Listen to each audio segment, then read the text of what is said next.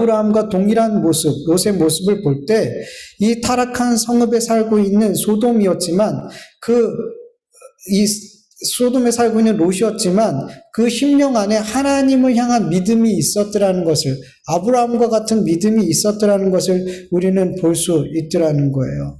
여러분, 하나님을 향한 믿음이 있는 자의 삶은 어떤 모양으로든 그 삶에서 믿음의 삶이, 세상과 다른 삶이 하나님께서 기뻐하시는 그 어떤 삶들이 반드시 나오게 되어 있더라는 거예요. 여러분, 지난주에 같이 잠깐 말씀을 나눴지만 베드로후서 2장 7절, 8절을 보면은 그 롯은 무법한 자들, 그 음란을 행하는 이들로 말미암아 이 소돔에 살고 있는 이 불법을 행하는 이들을 보고, 그리고 그들이 행하는 일들을 날마다 들으면서 고통스러웠대요. 그 의로운 심령이 상했대요. 여러분, 하나님의 백성들은 이 세상을 사랑할 수가 없어요. 이 세상에 일어나는 많은 일들을 보면서 그걸 사랑할 수 없단 말이에요. 어떻게 해요? 그 세상에 일어나는 일들을 보면서 오히려 가슴 아파하고 고통스러워하고, 오히려 그 세상의 죄악들을 내 짐처럼 끌어안고 이 나라를 위해서 기도하면 했지, 그것을 사랑하고 그것을 따라가지 않는단 말이에요. 롯은 그렇게 그곳에서 그 불법이 가득한 소돔에 살고 있었지만 그 마음속에는 하나님을 섬기는 삶을 살고 있었단 말이에요. 그래서 그는 그들과 다른 삶을 그곳에서 살았던 거예요. 네. 세상과 다른 삶을. 본문 2절을 보니까 두 천사가 롯이 그렇게 지극한 말로 자신의 집으로 영접하려고 하는데 아주 단호하게 거절해요.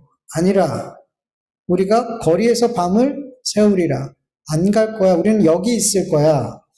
왜 그럴까요? 이곳에서 천사들이 할 일이 뭐예요? 확인하는 거잖아요. 이곳이 얼마나 죄와 허물로 가득한, 하나님 앞에 들려진 그 탄식과 이 모든 죄의 악들의 이 모든 외침들이 진짜인지를 확인하는 일이잖아요. 그리고 멸망시키는 일이잖아요. 그 성에, 그 길거리에 밤을 지새우면 소돔 사람들이 얼마나 큰 죄악을 짓고 얼마나 큰 악으로 가득한 성인지 금방 드러나게 되겠죠. 그래서 거기서 그냥 밤을 지새려고 하는데 롯이 그들에게 간청을 하더라는 거예요. 여러분, 간청하다라는 히브리어 뜻을 보면 불의로 쪼다, 어리둥절하게 하다, 강요하다, 재촉하다라는 등이 있어요. 롯이 얼마나 강력하게 그 두 나그네를 자기의 집으로 영접하려고 했는지 이 간청하다라는 말에서 우리는 느낄 수 있어요.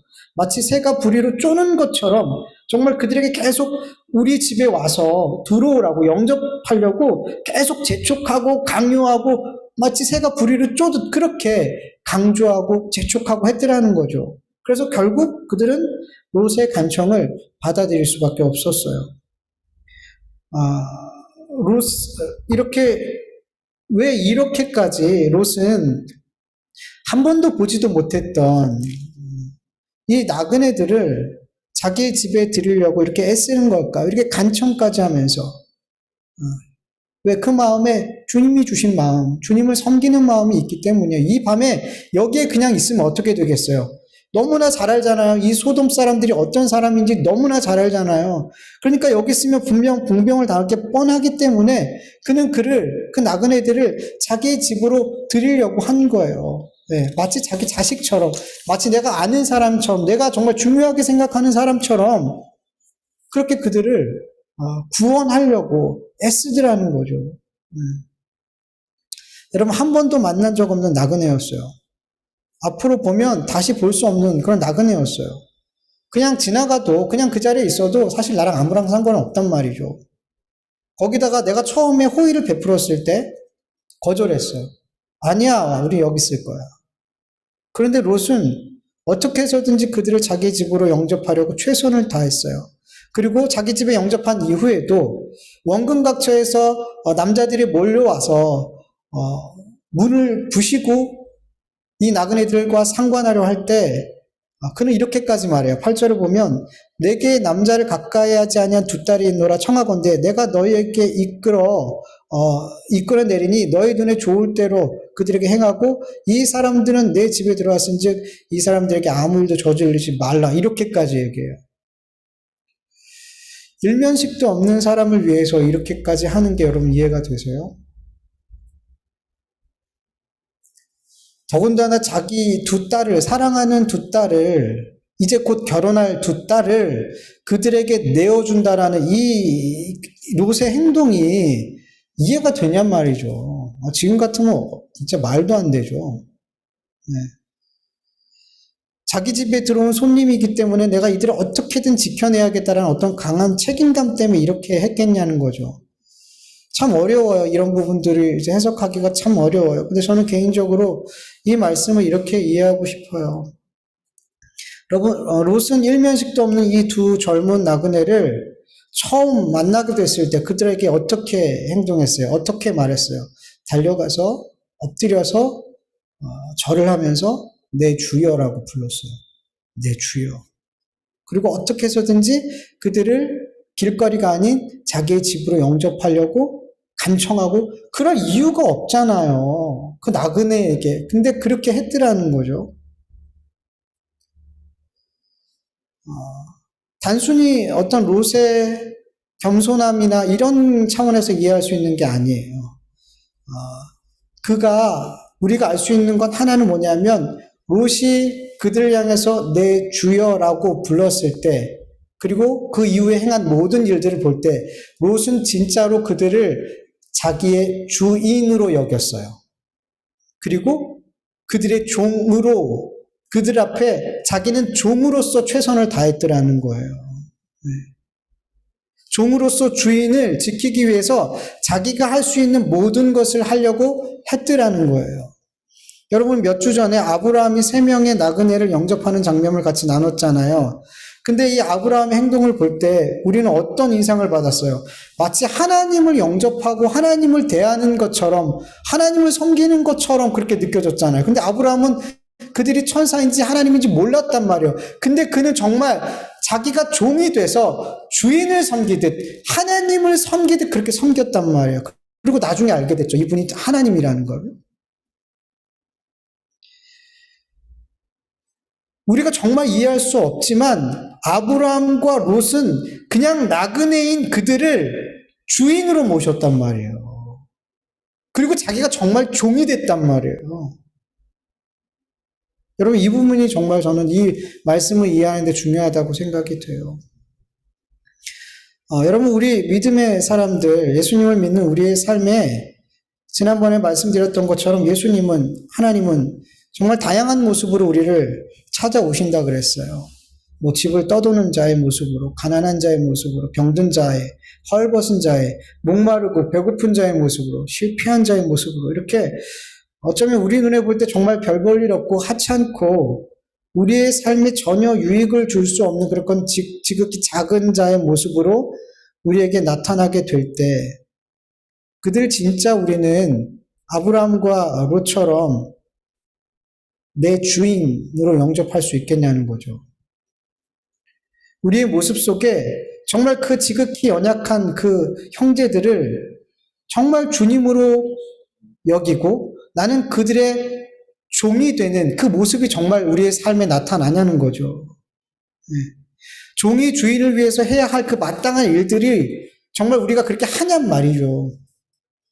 여러분, 우리는 사실 가난하고 병들고 헐벗고 실패한 그런 지극히 작은 형제들을 주님처럼 생각하려고 노력은 해요. 늘 말씀을 드리니까.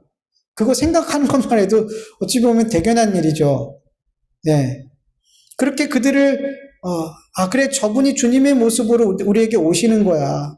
이렇게 생각하고 그들을 주님처럼 받아들이려고 노력을 하죠.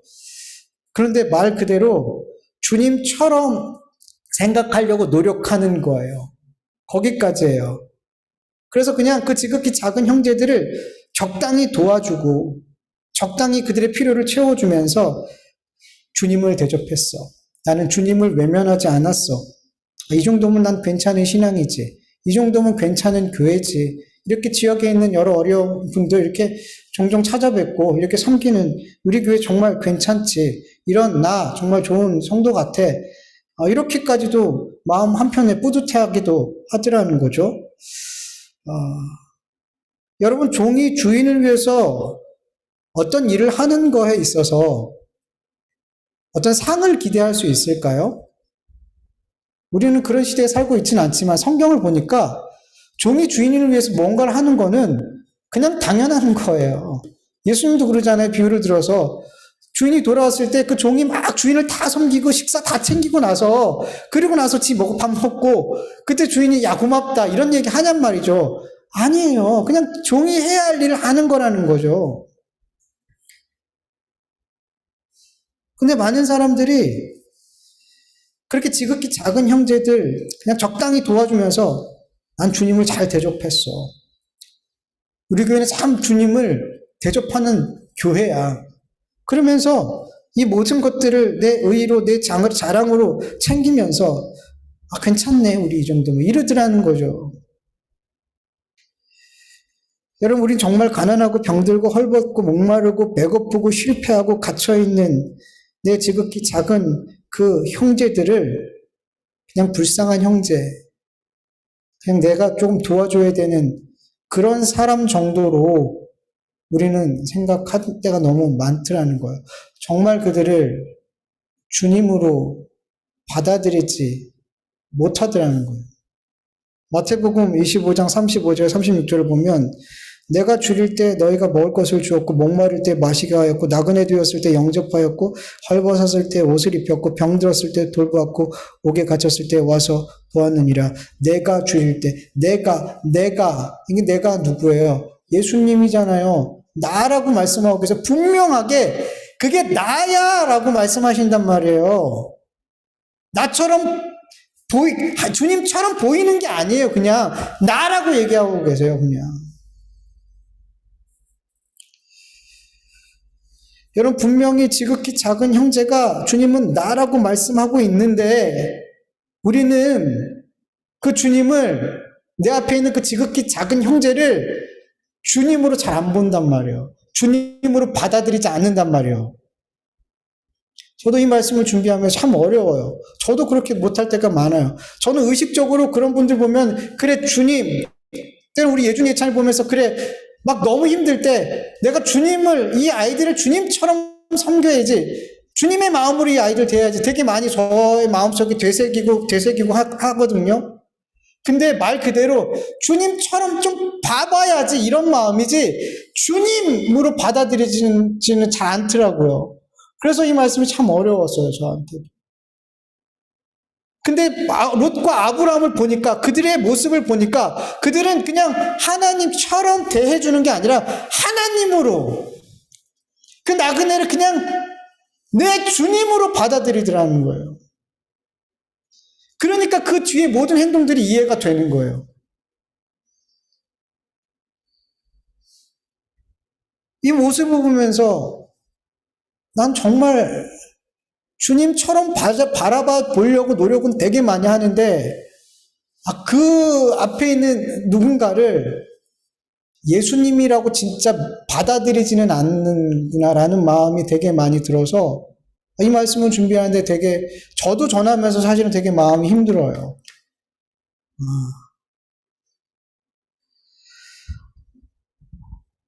여러분 우리는 안 돼요. 기껏해야 그래 주님처럼 바라봐 주려고 노력하는 것 정도예요. 그게 우리의 한계예요. 그러나 여러분 우리 안에 주 예수 그리스도의 사랑이 우리 안에 임할 때 주님의 그 은혜가 나로 하여금 정말 내 앞에 있는 그 지극히 작은 형제를 예수님으로 받아들이게 될 줄 믿습니다. 우리는 안 돼요. 저도 애쓰고 힘쓰지만 한계가 있어요. 그래서 우린 주님의 은혜를 구해야 되고 주님의 사랑이 우리 안에 충만해야 되는 거예요. 그래서 내 앞에 있는 지극히 작은 자가 정말로 내 주님이라고 고백되어질 수 있기를 간절히 축원합니다. 여러분 아무리 주님 앞에 헌신하고 수고하고 막 주님 앞에 모든 걸 다 바칠 수 있을 것처럼 이야기하고 그래도 여러분 그렇게 주님을 위해서 모든 것을 할 수 있을 것처럼 떠들지만 그 사람이 내 가까이 있는 지극히 작은 형제에게 한 그만큼이 딱 주님에 대한 마음이에요. 말로는 막 주님을 위해서 생명까지도 바칠 수 있게 얘기하는데 그게 주님을 향한 자기의 마음이라고 얘기하는데 그 마음이 어디서 들키냐면 지극히 작은 그 형제에게 행하고 있는 그 모습 속에서 내가 주님에 대한 마음이 어떤지가 들키게 되더라는 거예요. 딱 그만큼이에요, 여러분. 딱 그만큼이요. 내 주변에 있는 지극히 작은 주님으로 오신 그 사람들에게 대하는 그 모습이, 그 마음이 내가 지금 주님께 갖고 있는 마음이라는 걸 여러분 알아야 돼요. 여러분 교회 안에서 참 인정받고 존중받고 누구보다 헌신하고 앞장서고 막 사람들에게 칭찬받고 높임받는 그런 어떤 장로님들, 집사님들, 권사님들, 목사님들 이 모습이 사실은 주님에 대한 믿음과 마음이 아니란 말이에요. 어디서 확인되냐면 가장 가까운 내 가정 안에서 내 배우자와 내 자녀들에게 그래서 그렇게 칭찬받고 존경받는 그 사람이 가정에서는 증오의 대상이 되고 미움의 대상이 되고 두려움의 대상이 돼요. 이 사람의 믿음은 어디서 확인되는 줄 알아요, 여러분? 주님을 향한 마음이 어디서 확인되는 줄 아세요, 여러분? 교회가 아니에요, 여러분. 가정에서 확인이 되는 거예요. 일터에서 확인이 되는 거예요. 여러분, 우리의 삶을 돌이켜 보세요. 주님을 향한 우리의 마음, 교회에서 수없이 고백하는 그 고백 말고 우리의 삶 속에서 내가 정말 주님을 향한 마음이 어느 정도인지는 우리의 삶을 보세요. 내 가장 가까운 곳, 지극히 작은 형제에게 내가 어떤 마음으로 대하고 있는지 보시란 말이에요. 그게 주님을 향한 마음이라는 것을 여러분, 그게 정확해요. 정확해요. 저도 이런 말씀을 보면서 저를 돌아보는 게 너무 힘들어요. 그래서 이런 말씀 전하는 게 사실 힘들어요. 근데 여러분, 우리가 왜 힘드냐면 우리는 이게 안 되기 때문에 힘든 거예요. 정말 이렇게 하고 싶은데 안 되기 때문에. 그래서 우리는 주님을 의지하는 거예요. 그래서 우리는 늘 주님을 바라볼 수밖에 없고 주님을 의지할 수밖에 없는 거예요. 우리의 신앙의 삶을 계속 보세요. 그러면 나를 의지할 수 있는 게 아무것도 없어요. 어떤 건 자랑할 수 있는 것도 없고 내놓을 수 있는 것도 없어요. 주님밖에 없더라는 거예요. 여러분 오늘 본문 4절에서 5절 세 번역으로 보면 그들이 잠자리에 들기 전에 소돔성 각 마을에서 젊은이 노인할 것 없이 모든 남자가 몰려와서 그 집을 둘러쌌다. 그들은 롯에게 소리쳤다. 오늘 밤에 당신의 집에 온 그 남자들이 어디 있어? 그들을 우리에게 데리고 나오시오. 우리가 그 남자들과 상관 좀 해야 하겠소. 이렇게 기록하고 있죠. 여러분 두 천사가 소돔에 도착한 때는 저녁이에요. 저녁이에요. 그런데 불과 몇 시간 만에 소돔 성에 들어와 있는, 소돔 안에 있는 모든 마을들에 이 소식이 전파됐어요. 몇 시간 만에. 그래서 이 소돔 각 마을에 모든 젊은 남자나 늙은 남자나 밤에 다 찾아왔어요. 롯의 집에. 그리고 네 집에 들어간 그 두 나그네, 그 남자들 데리고 나와. 우리가 상관 좀 할게. 여기서 상관하다라는 히브리어 단어를 보면은 야다라는 단어예요. 많이 들어봤잖아요. 야다, 하나님 알다라는 거예요. 아는 것. 근데 그냥 단순히 지식적으로, 객관적으로 아는 것이 아니라 주관적으로, 경험적으로 아는 거예요.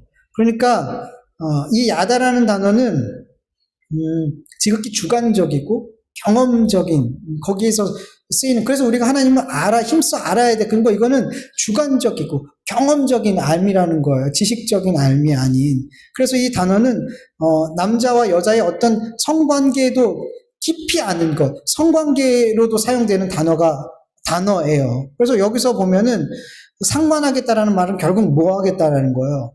이 두 남자 성폭행하겠다라는 거예요. 이 소돔 사람들이 죄를 짓는데 얼마나 빠른지 몇 시간 만에 다 모였어요. 얼마나 잘 협력하는지 그런 말이 전파되려면 여러분 이 죄악된 소돔성이 얼마나 타락했는지 보면은 죄가 엄청 빨리 확산이 돼요. 죄를 짓는데 엄청 협력해요. 로마서 16장 19절에는 선한 데 지혜롭고 악한 데 미련하라 그러는데 여기는 선한 데는 미련하고 악을 짓는 데는 지혜롭더라는 거예요. 이 성의 사람들이. 이 소돔 남자들이 그렇게 나그네들을 요구할 때 롯이 혼자 나가서 막아섰어요. 이런 죄악을 형제들아 짓지 말아라. 그래서 그 많은 사람들을 막아섰어요. 그러면서 두 딸까지 내어준다고 이 얘기를 해도 이 사람들이 들어야 안 들어요? 안 들어요. 그럼 뭐라 그러냐면 너는 물러나라. 또 이르되 이 자가 들어와서 거류하면서 우리의 법관이 되려 하는도다. 이제 우리가 그들보다 너를 더 헤아리라 하고 롯을 밀치며 가까이 가서 그 문을 부수려 하는도다. 여러분 롯에게 우리의 법관이 되려 한다 이렇게 말하고 있잖아요. 근데 여기 히브리 원문을 보면은 롯이 계속해서 재판을 해오고 있다라는 뉘앙스로 그런 의미를 갖고 있어요. 원어로 보면은. 그렇기 때문에 이 본문을 어떻게 해석하면 좋냐면 네가 성문에 앉아서 거기서만 재판관 역할을 해. 거기서 내려와서까지 우리에게 재판관 역할 하려고 하지 마. 이런 의미예요. 그러면서 그렇게 그를 밀치면서 물 부수려고 했던 거죠. 그러자 천사들이 롯을 집으로 끌어들이고 그 밖에 있는 모든 남자들의 눈을 어둡게 함으로 그들이 문을 못 찾게 했어요. 11절 말씀을 보면 그들이 문을 찾느라고 헤매었다라고 기록하고 있죠. 여기서 헤매었다라는 말은 좀 적절하지 않은 해석이에요. 헤맸다라는 단어의 뜻은 기진하다, 지치다, 피곤하다 이런 의미예요. 그러니까 어떤 의미냐면 눈이 어두웠는데도 불구하고 이들은 문을 찾을 때까지, 그러니까 기진할 때까지, 몸이 피곤할 때까지 문을 찾았단 말이에요. 그러니까 이들이 그 육신의 정욕을 포기하지 못하고 몸이 지칠 때까지 그 보이지도 않는데 더듬더듬거리면서 문을 찾으려 했더라는 거예요. 그들이 얼마나 이 죄를 지으려는 이 집착이 강했는지 대단했는지 우리 이 헤매다라는 단어를 통해서 원어로 봐야지 정확히 깨달아지는 거예요. 너무나 큰 집착이었어요. 지칠 때까지 찾았어요. 여러분 소돔 사람들뿐만 아니에요. 여러분 우리 역시도 우리의 육신의 정욕과 욕망이 이 속에서 끊임없이 올라오고 있죠. 끊임없이 올라오고 있어요. 언제든지 죄의 유혹에 흔쾌히 넘어갈 수 있는 우리는 완전한 준비가 되어 있어요.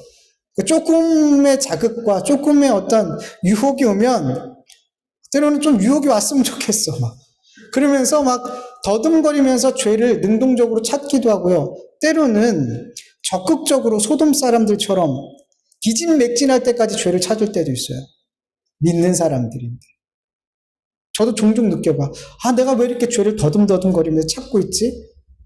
이렇게 죄를 더듬더듬 찾으면 분명히 죄가 내게 임하는데 분명히 성경은 그렇게 말씀하고 있는데 잠언서 11장 27절에 보면 선을 간절히 구하는 자는 은총을 얻으려니와 악을 더듬어 찾는 자는 뭐가 임해요? 악이 임한단 말이에요. 여러분 소돔 사람들 안에 있는 것 같이 우리 안에도 똑같은 죄악들이 있단 말이에요. 이 죄가 나를 다스리지 못하도록 우리는 하나님의 말씀과 기도와 주님과의 친밀한 교제로 계속 깨어 있어야 돼요. 죄가 아닌 선을 적극적으로 찾고 구하고 두드리는 삶을 살아야 되는 거예요. 여러분 중간이라는 건 없어요. 우리가 적극적으로 선을 구하고 찾고 두드리지 않으면 우린 반드시 죄를 더듬으면서 살고 있어요. 죄를 더듬더듬거리면서 찾고 때론 적극적으로 죄를 찾고 구하는 삶을 산단 말이에요. 중간 없단 말이에요. 베드로전서 5장 8절을 보면 이렇게 말씀하죠. 근신하라 깨어라 너희 대적 마귀가 오는 사자와 같이 두루 다니며 삼킬 차를 찾는다 그러죠. 근신하라 깨어라. 여러분 근신하지 않고 깨어있지 않으면 그냥 중간 없다니까요. 깨어있지 않으면 우리는 삼켜져요. 우리는 죄의 몸을 입고 늘 죄를 지향하고 늘 유혹에 들 준비가 되어 있는 우리이기 때문에 말씀으로 기도로 하나님과의 깊은 교제로 자꾸만 깨어있지 않으면 우리는 그냥 먹힌단 말이에요. 죄에 먹힌단 말이에요. 죄를 더듬더듬거리면서 결국엔 죄를 탁 잡고 먹어버리는 게 우리란 말이에요. 여러분, 소돔 사람들의 삶이 처음부터 그럴까요? 아니란 말이에요. 그냥 그렇게 죄를 더듬고 찾고 나중에는 그 죄를 적극적으로 찾고 계속 죄는 확장되고 넓어지고 깊어진단 말이에요. 처음부터 그렇지 않아요. 마귀는 처음부터 우리 한꺼번에 확 넘어뜨리지 않아요. 이쪽에 있다가 갑자기 죄악의 삶으로 확 던져내지 않아요. 더듬거리면서 찾게 만들어요. 그리고 나중에는 적극적으로 죄를 찾게 만들고 나중에는 죄가 죄인지 모르고 살게 만든단 말이에요. 그래서 여러분, 우리는 어떤 중간 상태에 머물러 있는 게 아니라 적극적으로 선을 찾고 구해야 되는 거예요. 잘 안 그래요, 여러분, 우리 그리스도인들이. 유혹만 안 받으면 되지, 유혹만 잘 물리치면 되지. 아니에요, 여러분. 그게 어떤 거냐면 선을 적극적으로 찾는 거예요. 방어만 잘해야지. 아니요. 그런 중간 없다니까요. 여러분, 기도하는 일에, 말씀 읽고 예배하는 일에, 주님과 자꾸 깊은 교제를 하는 그런 모든 일들에, 주님의 말씀에 순종하는 그 모든 일들에 자꾸만 적극적으로 찾고 구하기를 간절히 축원합니다. 안 그러면 먹혀요, 여러분. 그 소돔 남자들이 문을 찾아 헤매고 있을 때 비로소 천사들이 자기들이 소돔에 온 이유에 대해서 롯한테 이제 알려주죠. 롯은 그때 이제 자기가 영접한 이 나그네들이 하나님이 보내신 천사라는 걸 알게 되었어요. 이제 곧 이곳이 멸망하게 되니 네 가족들, 아는 친척들 있으면 다 데리고 나가야 돼. 롯은 천사의 말을 믿었어요, 안 믿었어요? 믿었어요. 믿어서 그 말을 듣고 곧장 어디로 갔어요? 사위들한테. 약혼한, 이제 결혼하지 않았고 약혼한 상태에 있는 그 사위들한테 알려줬어요. 이곳을 하나님께서 곧 멸망시키니까 빨리 나가야 돼. 근데 어떻게 했어요? 성경에 보니까 사위들이 롯의 말을 농담으로 여겼다고요. 농담이라는 히브리어 단어의 뜻은 비웃다, 조롱하다라는 뜻이에요. 그냥 단순히 농담 정도로 여긴 게 아니에요. 그 말을 듣고 비웃었대요. 그 장인어른을 조롱했대요. 당연한 일이죠. 하나님을 믿는 믿음이 없는 사람들에게 하나님이 앞으로 행하실 일들에 대해서 이야기할 때 그게 믿어지는 건 이상한 일이에요, 여러분. 당연한 게 아니란 말이에요. 더군다나 지금까지 잘 먹고 잘 살았던 그 삶의 터전이 갑자기 당장 멸망을 하게 된대요. 이게 믿어지겠냔 말이죠. 의정부가 내일 새벽이면 내일 동틀 때면 이 의정부가 부패 지수가 제일 심하대요, 전국에서. 우리가 그런 곳에 살고 있어요. 너무 부끄럽죠? 거기 의정부 사람 아닌데 왜 그래요? 제가 부끄러워야지. 아무리 타락했어도, 아무리 부패했어도, 아니, 무슨 내일 당장 여기가 멸망을 해. 이런 생각이 들 거 아니에요. 너무 당연한 거예요. 근데 이런 모습을 보면서 우리는 어때요? 하나님의 말씀이 들려질 때 믿어줘요. 그게 놀라운 거예요. 세상 사람들은 이런 말을 들으면 농담으로 여기고 조롱해요. 하나님이 세상을 창조하셨어. 우리는 진화된 게 아니야. 예수님이 나를 위해서 십자가에 대속해 주셔서 내 죄가 용서받았어. 성령님이 내 안에서 나의 삶을 견인해 가고 계셔. 이 세상이 끝이 아니야. 내세가 있고 심판이 있어. 이 눈에 보이는 게 전부가 아니야.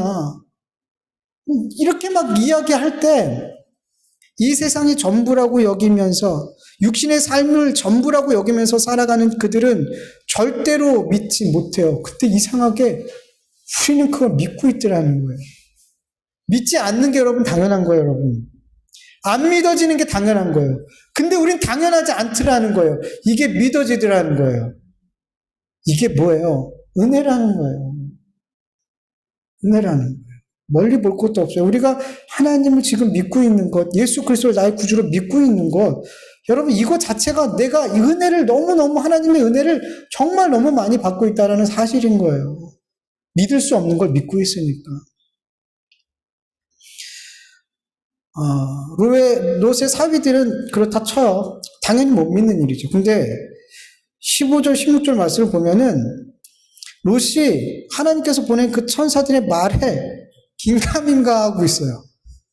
방금 전에 믿었어요. 그래서 사위들한테 막 찾아가가지고 여기 빨리 나가야 돼. 안 죽어. 여기 멸망할 거야 라고 얘기했던 사람이 빨리 나가야 되잖아요. 사위들이 안 나간다 그러면 가족들이라도 데리고 나가야 되는데 안 나가고 집에 그냥 있는 거예요. 그냥 진짜인가?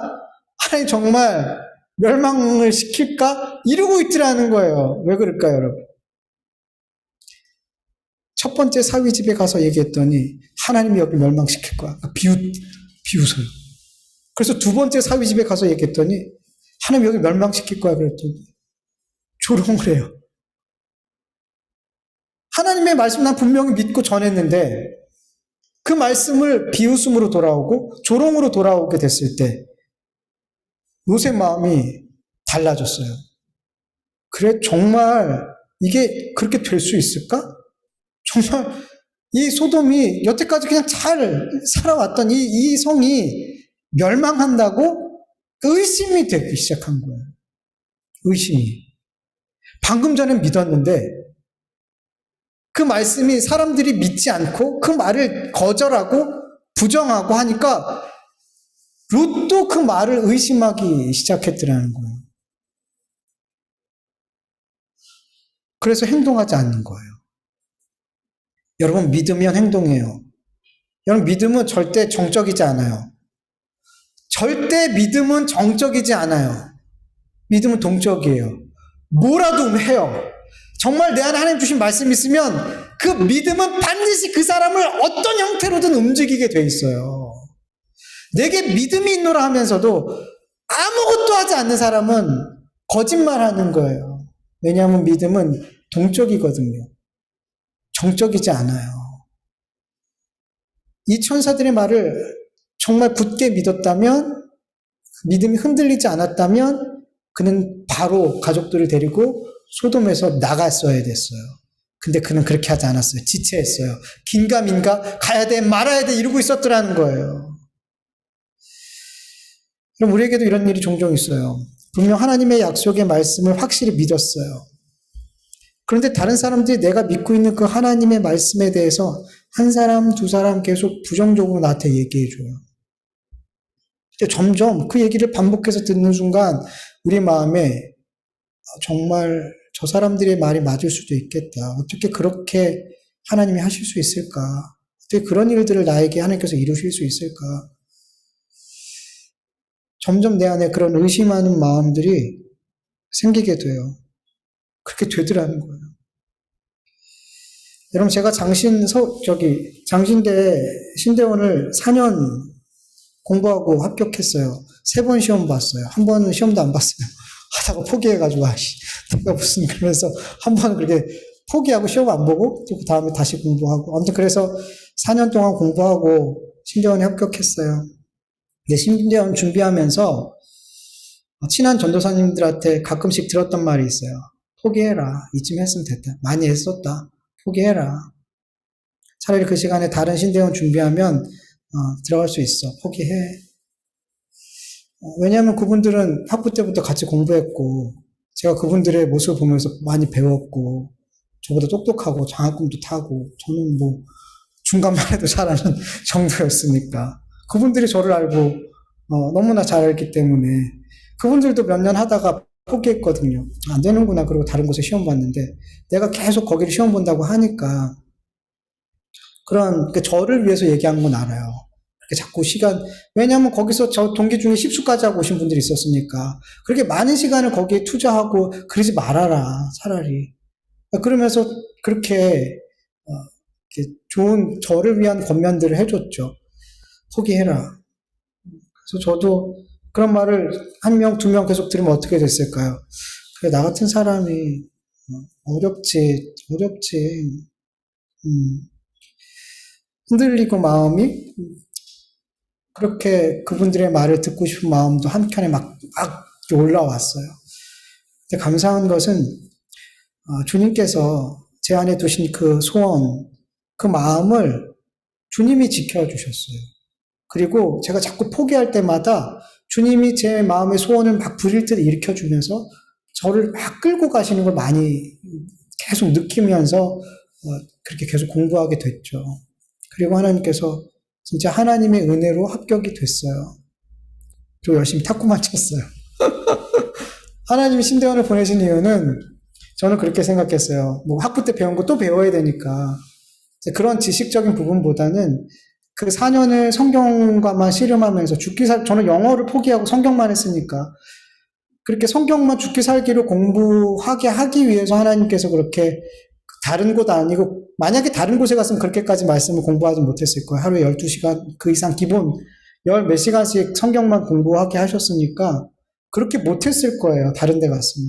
근데 하나님이 그 훈련 시키시려고 그렇게 여기를 포기하지 않게 하셨던 것 같다라고 나중엔 그렇게 확신이 들었어요. 그리고 그때 공부했던 그 말씀에 대한 공부했던 것들이 지금 목회하면서 계속 그 쌓여왔던 것들이 계속 그렇게 목회를 하는데 많은 영향을 주고 있어요. 참 감사하더라고요. 여러분, 주님께서 여러분에게 어떤 말씀을 허락해 주시고 어떤 마음의 소원을 여러분 안에 주셨을 때 분명 그 말씀과 그 주신 마음의 소원을 마귀는 계속해서 포기하게 만들어요. 믿지 못하게 만들어요. 뭘로? 계속 부정적인 말로. 그 말씀과 반대되는 내 마음에 있고 있는 그 소원과 반대되는 것들을 자꾸만 말로 환경으로 우리를 공격해요. 근데 그게 자꾸만 반복되어지면 우리 연약해서 자꾸만 아닌가 보다. 이 하나님 주신 약속의 말씀이 내가 착각했나 보다. 내 마음에 있는 이 소원이 하나님 주신 소원이 아니라 그냥 내가 원하는 거였나? 막 이렇게 생각이 들게 된단 말이죠. 근데 정말 여러분 감사한 건 뭐냐면요. 하나님께서 나에게 약속하신 말씀이라면 하나님이 정말로 내 마음에 두신 하나님께서 두신 소원하게 한 마음이라면 우리의 연약함에도 불구하고 주님은 반드시 우리의 삶에 약속하신 그 말씀과 우리의 마음에 두신 그 소원을 성취하시더라는 거예요. 정말 그게 은혜라는 거예요. 16절을 보면요. 롯이 천사들의 말을 굳게 믿지 못하고 사람들의 그 말들을 통해서 정말 긴가민가하고 어떻게 해야 할지 갈팡질팡하고 있을 때, 그래서 지체하고 있을 때, 이러지도 저러지도 못하고 있을 때 어떻게 해요? 천사들이 롯의 손과 아내의 손을 잡고 두 딸의 손을 잡고 강제로 끌고 나가더라는 거예요. 그렇게 의심하고 긴가민가하고 갈팡질팡할 때 그 믿음을 따라야 될지 그 사위들의 말을 들어야 될지 갈팡질팡할 때 그냥 있으면 어떻게 해요? 죽죠. 멸망하죠. 근데 어떻게 해요? 주님이 천사가 우리 손을 잡고 끌고 나가더라는 거예요. 그래서 구원받는 거예요.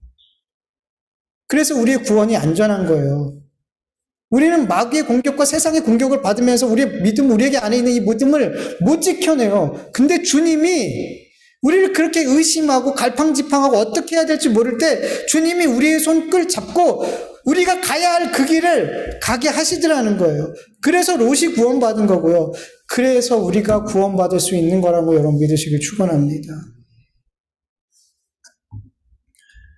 이렇게 롯이 구원받을 수 있었던 것은 결국에는 하나님의 은혜였어요. 하나님의 은혜였어요. 여러분 성경을 보고 또 보세요. 결국엔 거기에 마지막은 뭐냐면 분명 롯이 영접했잖아요. 롯이 믿음의 어떤 갖고 있는 그 믿음 안에서 믿음에 합당한 삶이 나온 거잖아요. 그리고 이런 결과가 온 거예요. 그렇게 보면 원인과 결과를 따지면 롯이 잘한 거잖아요. 근데 성경을 계속 보면, 그래서 사람들은 잘못 보면은 이 롯처럼 하면 이런 구원이 와. 그러니까 이렇게 등식을 만들어버려요. 이렇게 해야지 이런 결과가 있어. 이렇게 자꾸 말하고 싶어 해요. 그래서 우리의 행위를 자꾸만 부추긴단 말이에요. 근데 아니에요, 여러분. 성경엔 결국엔 뭘 얘기하고 싶어 하냐면 하나님의 은혜였어. 예수 그리스도를 믿었기 때문에 너희가 구원받은 거 맞지만 그 믿음 누가 주셨니? 하나님이 주셨어. 너를 사랑하셔서 네가 아무것도 하지 않았지만 그 믿음 주셨어. 결국은 그렇게 하나님의 은혜만 바라보게, 예수 그리스도만 바라보게 성경은 그렇게 한결같이 우리에게 말씀하고 있다는 것을 여러분 보셔야 돼요. 그럴 때 여러분, 우리는 성경을 대할 때마다 그래, 하나님의 은혜 아니면 난 아무것도 아니지. 하나님 감사합니다.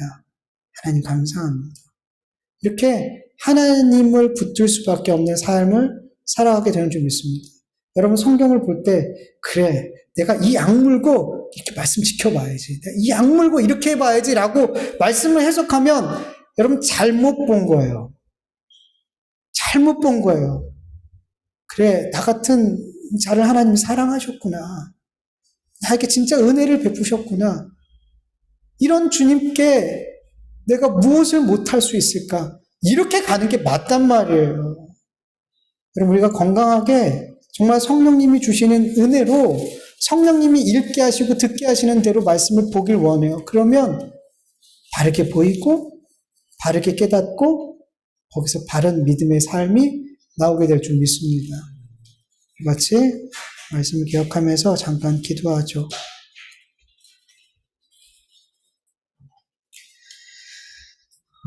하나님 감사합니다.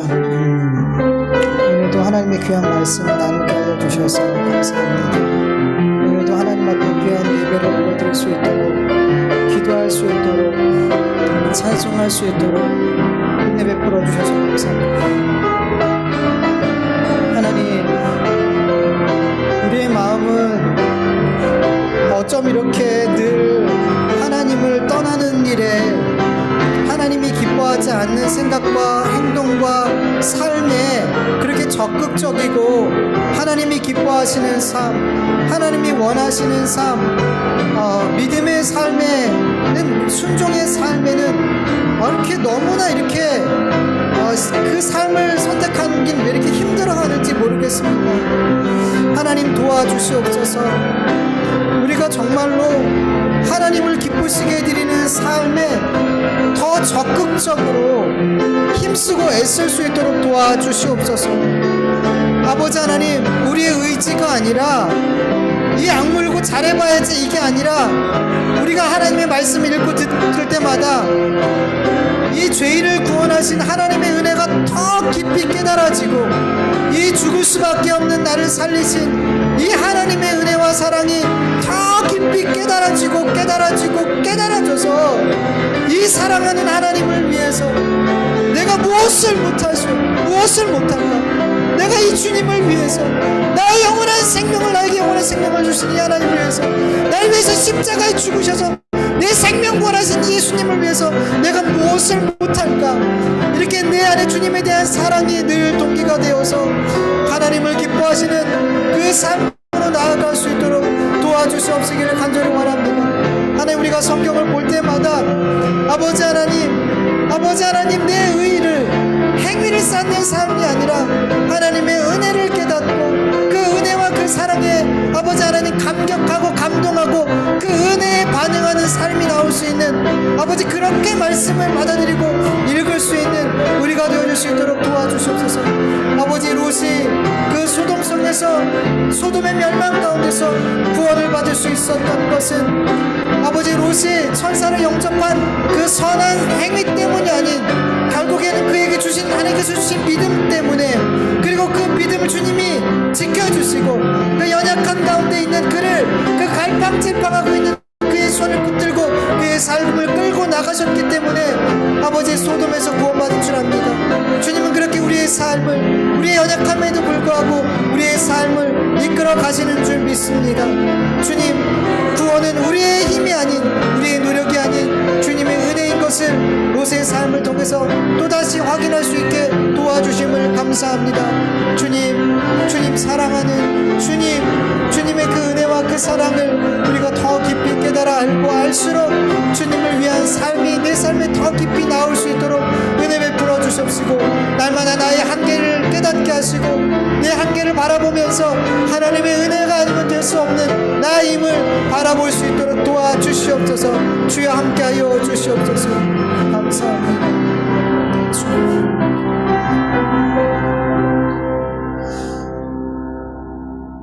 하나님 감사합니다. 지금 많은 사람들은 누가 대통령이 될지 다들 그렇게 매스컴 앞에서 자기를 응원하는 사람들을 응원하며 그렇게 마음 졸이며 기다리고 있습니다. 그러나 우리는 이곳에 이렇게 여러 모양으로 모여서 하나님 앞에 예배 드릴 수 있게 하여 주심을 감사드립니다. 우리가 할 일이 바로 이것이라는 것을 우리 믿음의 사람들이 깨닫게 하여 주시옵소서. 내가 던진 그 한 표로 내가 원하는 사람을 만들어낼 거야 라는 마음이 아니라 하나님 앞에 기도하면서 하나님께서 세우실 자를 위해서 기도하는, 하나님께 이 모든 주권이 속해 있음을 믿음으로 고백하며 기도하는 자리에 있는 것, 이것이 바로 그리스도인이라는 것을 우리 교회들이, 우리 성도들이 깨달아 알 수 있도록 도와 주시옵소서. 하나님, 어떤 사람이 대통령이 될지 우리는 알지 못합니다. 그러나 하나님이 이미 작정해 놓으신 줄 알고 있습니다. 하나님, 우리가 할 일은 어떤 사람이 대통령이 되고 또 국회의원이 되고 위정자가 될지 우리는 알지 못하지만 하나님께서 그들을 향한 하나님의 뜻이 있는 줄 분명하게 믿으며 그들을 위해서 간절히 기도할 수 있는, 나라와 민족을 위해서 기도할 수 있는, 이전보다 너무나 기도의 불이 나라와 민족을 위해서 기도하는 불이 너무나 많이 꺼져 있사온데 하나님, 이 악한 시대에 우리 한국교회, 많은 세계의 나라 교회들이 죽어가고 있는, 아버지 타락하고 있는 이런 상황 속에 우리 한국교회가 다시 기도의 불을 일으키게 하여 주시옵시고, 아버지 하나님, 나라와 민족과 새 세계를 위해서 기도할 수 있는 우리 한국교회로 다시금 일으켜 세워주시옵시기를 간절히 기도합니다. 아버지, 선거로 인해서 아버지 나라가, 백성들의 마음이 갈기갈기 찢겨져 있고 나누어져 있습니다. 하나님, 간절히 기도하기는 이제 선거가 끝난 다음에는 아버지, 선거로 인해 교회가 나눠져 있고 가족이 나눠져 있고 여러 모양으로 나눠져 있던 이 모든 것들이 주 하나님 꼭 다시 하나 될 수 있는 우리 대한민국이 되고 교회가 되고 가정이 되고, 이렇게 정치라는 문제로 인해서, 이 정치라는 종교로 인해서 아버지 하나님 교회가 분리되고 가정이, 믿음의 가정이 분리되고 그런 일들이 없도록 하나님, 우리가 하나님의 말씀을 바르게 알고 배우고 바르게 믿을 수 있도록 우리 한국교회를 새롭게 하여 주시옵시기를 간절히 기도합니다. 하나님, 우리가 하나님의 말씀을 늘 대할 때마다 이렇게 열심히 행해야지라는 결론으로 자꾸만 가지 않게 해주시옵시고, 결국엔 하나님의 은혜를 바라보고 그 하나님의 은혜로 말미암아 하나님을 사랑할 수밖에 없는 삶으로 나아갈 수 있도록, 아버지 롯을 통해서 우리가 또 그렇게 말씀을 배웠던 것처럼 그렇게 하나님의 말씀을 바르게 보고 바르게 배우고 또 바르게 믿음의 삶을 살아갈 수 있는 우리 모두가 되어줄 수 있도록 도와주시옵소서.